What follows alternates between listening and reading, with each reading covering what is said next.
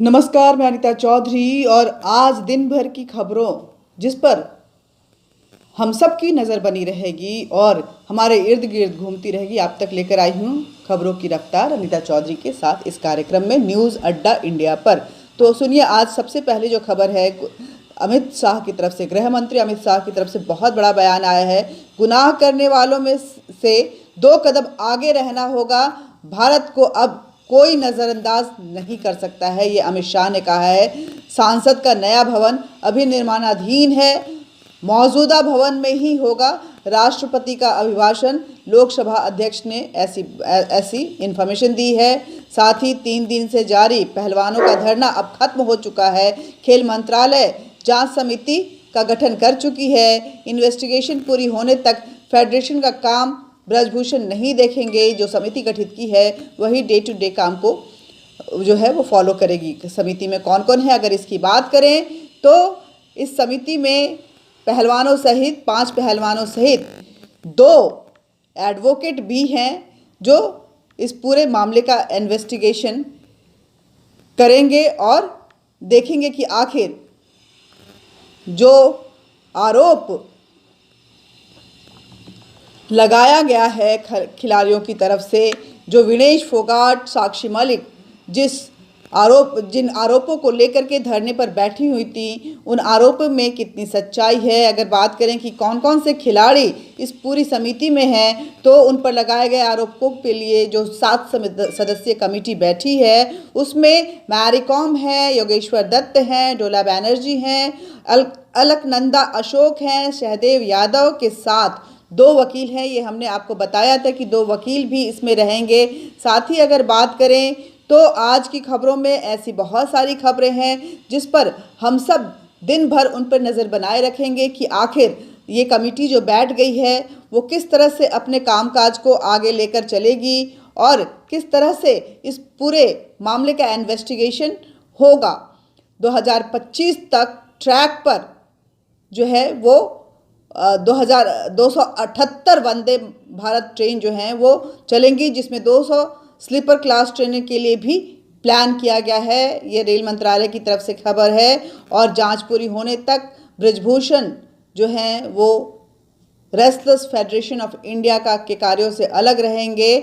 ये बयान खेल मंत्री अनुराग ठाकुर की तरफ से भी आया है। डिजिटल लेन देन में इंडिया रच रहा है इतिहास, ऐसा बोला है खेल मंत्री अश्विनी वैष्णव ने। यूएस, यूके, जर्मनी, फ्रांस सब इससे पीछे हैं। प्रधानमंत्री मोदी की दूरदर्शी सोच ने चीन के नापाक मंसूबों पर पानी फेर दिया है। जेपी नड्डा की तरफ से ये बयान आया है। राजस्थान गहलोत के शब्दों से उन पर ही वार आर पार के मूड में सचिन पायलट नजर आ रहे हैं। सचिन पायलट जो पेपर लीक घोटाला है उसको लेकर के भी बार बार गहलोत सरकार पर आरोप लगा रहे हैं। कांग्रेस के लिए कैसे बजने लगी है खतरे की घंटी। अब राजस्थान चुनाव से पहले इस तरह के बयानों से ये सभी तरफ सुनाई दे रहा है और ऐसे में बीजेपी की रणनीति पर सबकी नज़रें बनी हुई हैं। पायलट ने एक रैली में कहा कि 32 सलाखों के पीछे एक बिना हड्डी वाला जीव होता है, इसे सोच समझकर चलना चाहिए। सचिन पायलट न्यूजीलैंड पीएम के बहाने गहलोत पर निशाना साध गए। कहा है कि रेटिंग वेटिंग तो चुनाव में जनता बता देती है। न्यूजीलैंड की पीएम ने खुद की रेटिंग कम होने पर अपने पद से इस्तीफा दे दिया। जिन लोगों की रेटिंग कम है उनको इस्तीफा दे देना चाहिए। लोकसभा चुनाव से पहले क्या गिर जाएगी नीतीश कुमार की सरकार, केंद्रीय मंत्री के दावों से सियासी हड़कंप मच गया है। उत्तरी भारत में कुछ राज्यों में सर्दी का सितम अभी भी ढाया हुआ है। अब लेकिन मौसम विभाग की तरफ से एक अच्छी जानकारी आई है कि अब शीत लहरी जो है, ठंड जो है वो अगले 1 वीक तक नहीं रहेगा। 24 जनवरी से न्यूनतम तापमान में बढ़ोतरी होनी शुरू हो जाएगी। रिलायंस देश की सबसे बड़ी कंपनी का रिजल्ट अगर देखें तो रिलायंस जियो को 4,638 करोड़ का मुनाफा हुआ है और भारत न्यूजीलैंड दूसरे वनडे आज है, जीते तो घर में लगातार 7वीं वनडे होम सीरीज जीतेंगे।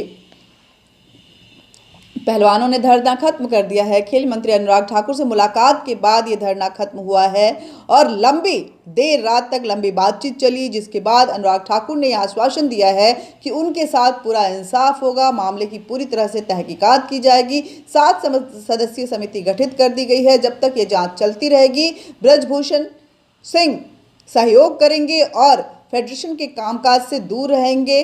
4 हफ्तों में ब्रजभूषण कुश्ती के अध्यक्ष पद से दूर रहेंगे और 4 हफ्तों में कमेटी जो है अपनी रिपोर्ट सौंपेगी।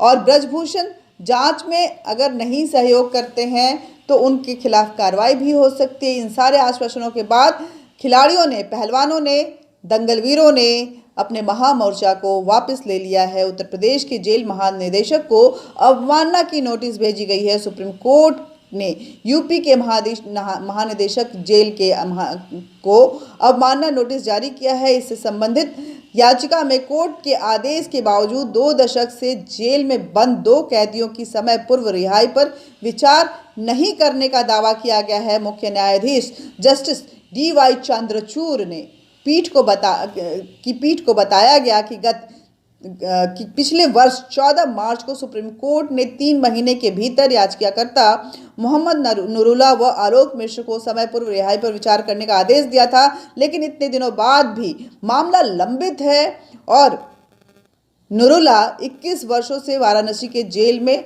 बंद है, जबकि आलोक 22 वर्षों से जेल में बंद है। झांसी से एक खबर है कि भटगांव निवासी कुसुमा देवी ने DIG को ज्ञापन भेजकर जांच में दोषी पाए गए एक दरोगा और 2 सिपाही के खिलाफ कार्रवाई की मांग की है। भुक्तभोगी अपने ज्ञापन, जो पीड़िता हैं, उन्होंने अपने ज्ञापन के जरिए कहा है कि दरोगा और सिपाही ने उनके बेटे को फर्जी मामले में फंसा दिया था।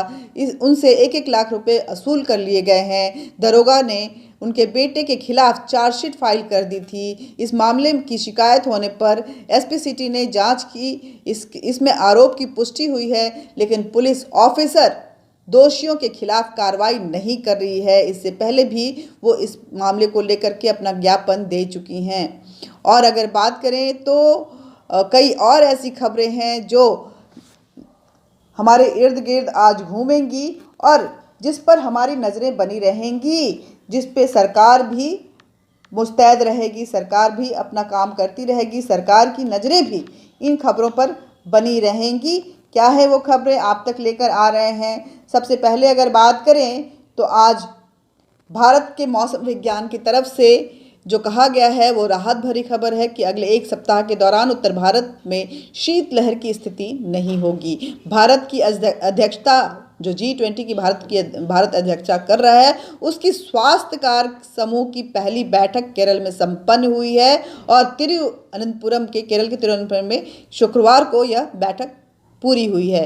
केंद्रीय कार्मिक राज्य मंत्री जितेंद्र सिंह ने हिंदी और अंग्रेजी के अलावा 13 क्षेत्रीय भाषाओं में मल्टीटास्किंग स्टाफ परीक्षा 2022 में आयोजित करने के निर्णय के लिए कर्मचारी चयन आयोग के प्रयासों की सराहना की है। और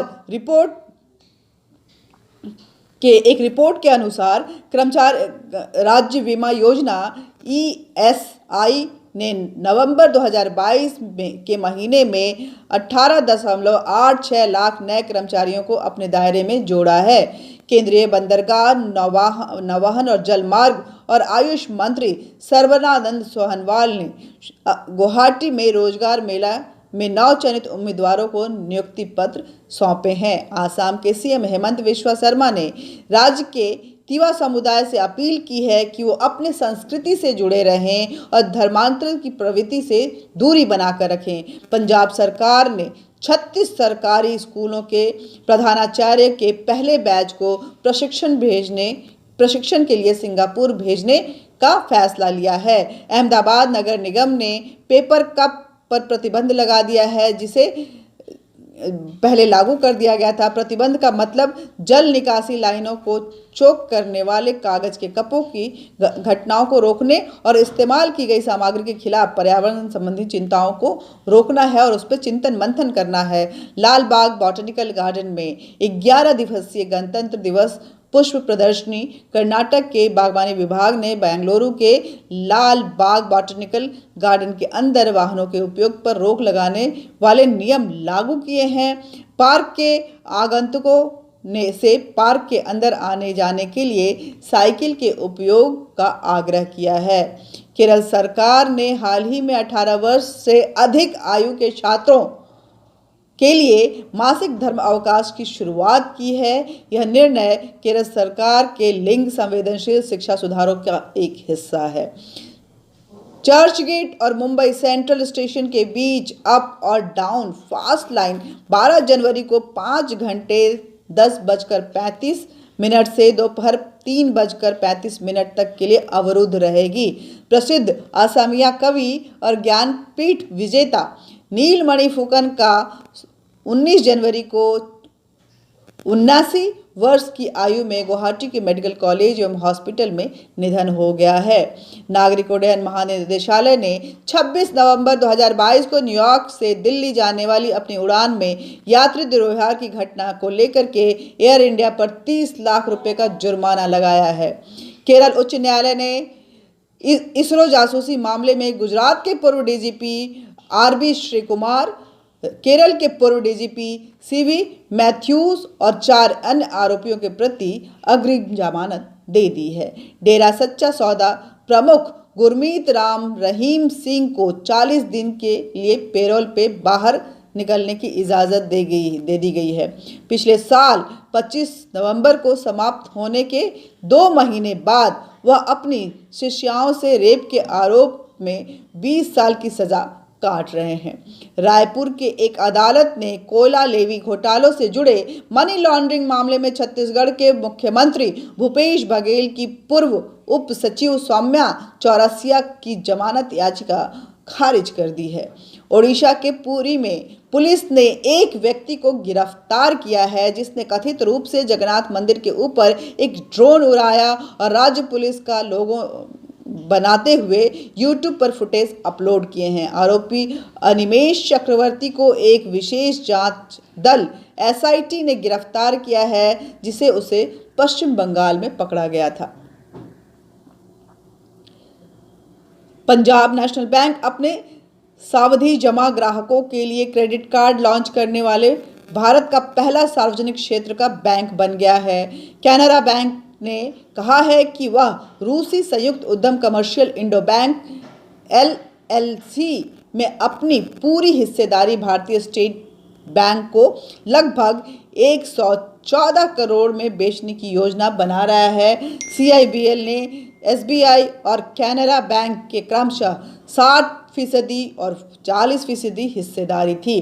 केंद्र ने सोशल मीडिया प्लेटफॉर्म पर मशहूर हस्तियों प्रभावित करने वाले और आभासी प्रभावित करने वालों के लिए समर्थन दिशा निर्देश जारी किए हैं। दिशा निर्देश का उद्देश्य यह सुनिश्चित करना है कि उत्पाद या सेवाओं का समर्थन करते समय व्यक्ति अपने दर्शकों को गुमराह ना करे। भारतीय रेलवे ने पिछले वित्त वर्ष की तुलना में चालू वित्त वर्ष में अब तक 42,370 करोड़ रुपए अधिक राजस्व अर्जित किए हैं।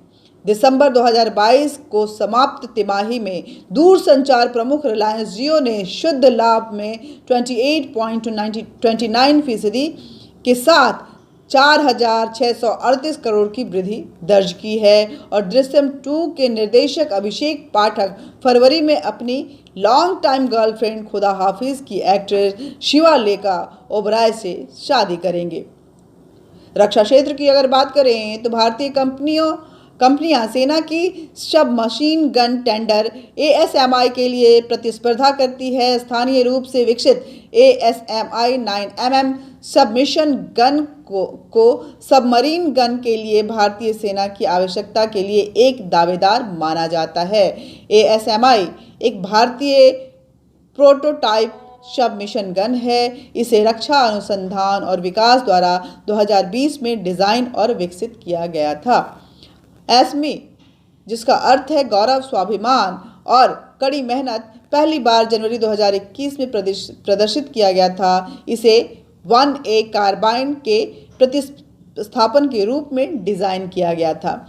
रक्षा संपदा महानिदेशालय इलेक्ट्रॉनिक आवेदन प्रक्रिया के लिए एक ऑनलाइन पोर्टल का विकास और रखरखाव करेगा और इसे दूरसंचार विभाग के संचार पोर्टल के साथ एकीकृत करेगा। नागरिक क्षेत्र से के बाहर सभी स्थानों के लिए छावनी बोर्ड स्टेशन मुख्यालय से एनओसी मांगे गए हैं और ये एनओसी सुरक्षा दृष्टि को लेकर के मांगे गए हैं। 5P स्कॉर्पिन श्रेणी की पनडुब्बी INS वैगीर को 23 जनवरी को कमीशन किया जाएगा। पनडुब्बी प्रोजेक्ट 75 का यह एक हिस्सा है जिसमें Mazagon dock ship builders limited द्वारा स्कॉर्पिन या कलावरी श्रेणी की डीजल इलेक्ट्रॉनिक अटैक पनडुब्बियां शामिल हैं।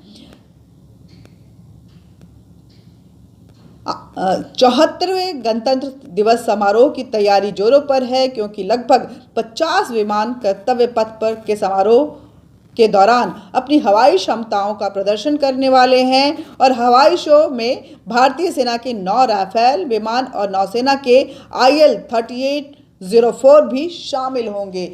ये थी आज की खबरें। बाकी खबरों के साथ हम दिन भर आपके साथ जुड़े रहेंगे, मिलते रहेंगे, लेकिन आप न्यूज़ अड्डा इंडिया के साथ जुड़े रहिए, देखते रहिए हम खबरों के इस रफ्तार में आप भी हमारे साथ बने रहिए। जय हिंद, जय भारत।